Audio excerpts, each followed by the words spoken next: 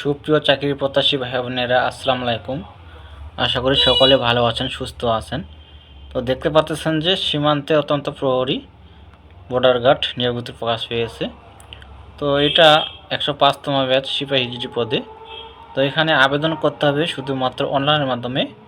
অনলাইনের ব্যতীত কোনো আবেদনপত্র গ্রহণ করা হবে না। আপনারা জানেন যে বর্ডার গার্ড বাংলাদেশ। তো এখানে আপনাদেরকে জানাবো দেওয়া আছে যে অনলাইনে আবেদন শুরু 24 মার্চ 2026 এবং শেষ হবে 2 এপ্রিল 2026। তো 2 এপ্রিল লাস্ট তারিখ। তো এই মাসের 24 মাস থেকে শুরু হবে আবেদন।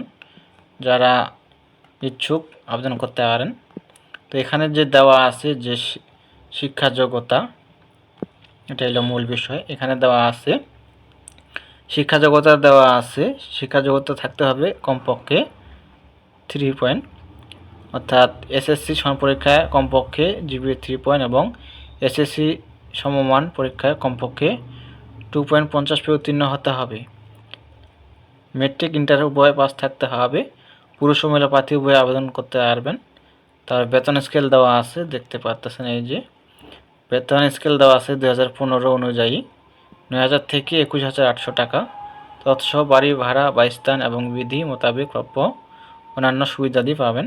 তা বয়স, যেটা মূল বিষয়, এই বয়স দেওয়া আছে 19/7/2026 তারিখ, বয়স 18 হতে 23 বছর। যাদের জন্ম 20/7/2023 হতে 19/7/2008 এর মধ্যে হতে হবে। বয়স গণনার ক্ষেত্রে এবিলিটি গ্রহণযোগ্য নয়, পুরুষ ও মহিলা প্রার্থী উভয়ের জন্য প্রযোজ্য।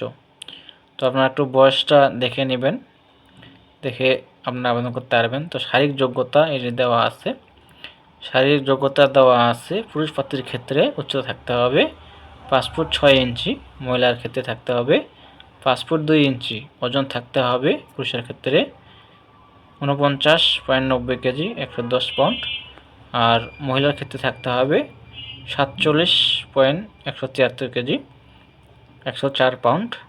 তো বুকের মাপ থাকতে হবে পুরুষের ক্ষেত্রে দেওয়া আছে স্বাভাবিক 0.76 মিটার 30 ইঞ্চি। তারপর দেওয়া আছে মহিলা প্রার্থীর ক্ষেত্রে দেওয়া আছে 0.71 মিটার 28 ইঞ্চি। আর দৃষ্টিশক্তি পুরুষ মহিলা ক্ষেত্রে উভয় থাকতে হবে 6/6। তো এখানে যে দেওয়া আছে যারা বিবাহ করেছেন তারা আবেদন করতে পারবেন না।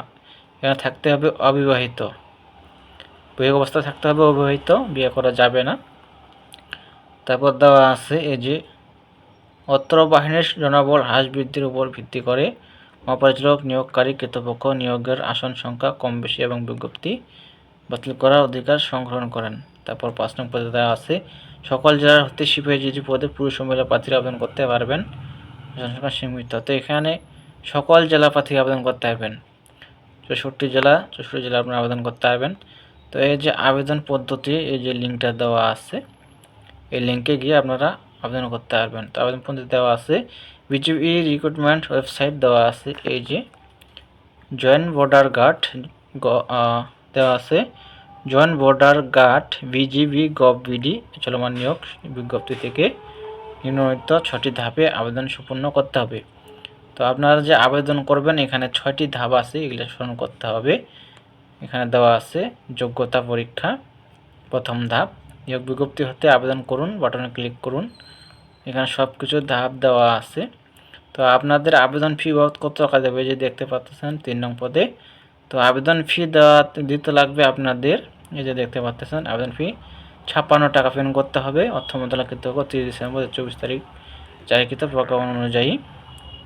তো যারা আবেদন করতে চাচ্ছেন করতে পারেন, আর যারা আবেদন করতে পারেন না তো কম্পিউটার দোকানে গেলেই বললেই আবেদন করে দিবে।